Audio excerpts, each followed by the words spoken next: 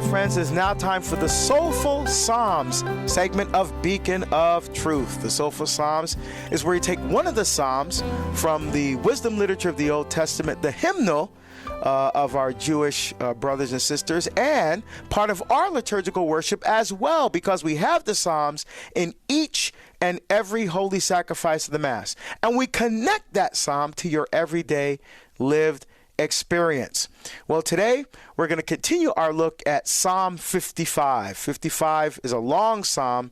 It's in book 2 of the Psalms, Psalms 42 to 72. Psalms 42 to 49 are by the sons of Korah. Psalm 50 is Asaph.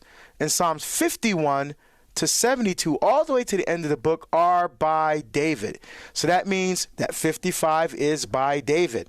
So the prescript or the superscript of this psalm is the entire first verse.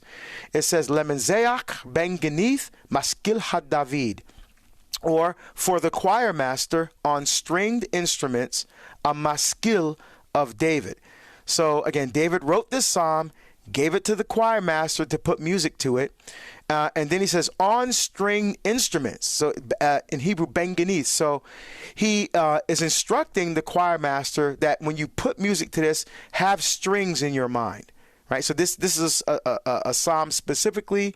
I hear strings with this psalm. I love these musical directions that are given in the prescript of these psalms. And he says, amaskil. Again, amaskil means, today, means enlightened one or scholar. But again, we don't know what some of these were, like michtam or maskil. We don't know what they meant at the time that these psalms were written. So we're going to dive in at verse 13.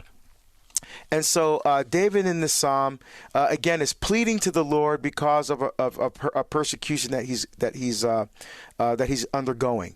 So verse 13 says, if an enemy made taunts against me, I could bear it.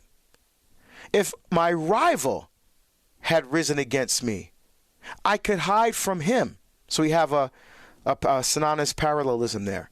Then he says, but it is you as my equal, my friend, whom I knew so well, with whom I enjoyed friendly counsel. We walked together in harmony in the house of God. Ooh, so what's David talking about here? It's not an enemy that's causing him this pain, that's causing him this strife in his life. It's a friend who stabbed him in the back, right? I mean, again, if an enemy, okay, I get it. If an enemy, okay, I get it, because, this is someone that doesn't like me, I could bear it. If a rival had risen against me, okay, but I didn't expect this from you. You're my friend. It says we walked together in harmony in the house of God, right? We were brothers in the faith, or sisters in the faith. And what happened? And so that it hurts David even more knowing that it was a friend that betrayed him. So what is this kind of an allusion to? For me, I think of the Last Supper and Judas. So here's Judas that's with Jesus for 3 years. He sees Jesus doing miracles. He's walking in harmony with Jesus. He was chosen as one of, not just a disciple, but one of the 12 apostles, one of the pillars. And what does he do? He sees that Jesus is not the type of Messiah that he expected. A military Messiah that was going to free the Israelites from the tyranny of the Romans and reestablish the state of Israel once again, free from the tyranny and rule of the Romans. And when he saw that that wasn't going to happen, he sold Jesus out for 30 pieces of silver, right? And so, and of course, he left the Last Supper as well to go and betray Jesus. And so I think that hurts even more, doesn't it? When someone that you loved or someone that you trusted betrays that trust, when they turn their back on you. It's very like when a child leaves, your child leaves the faith.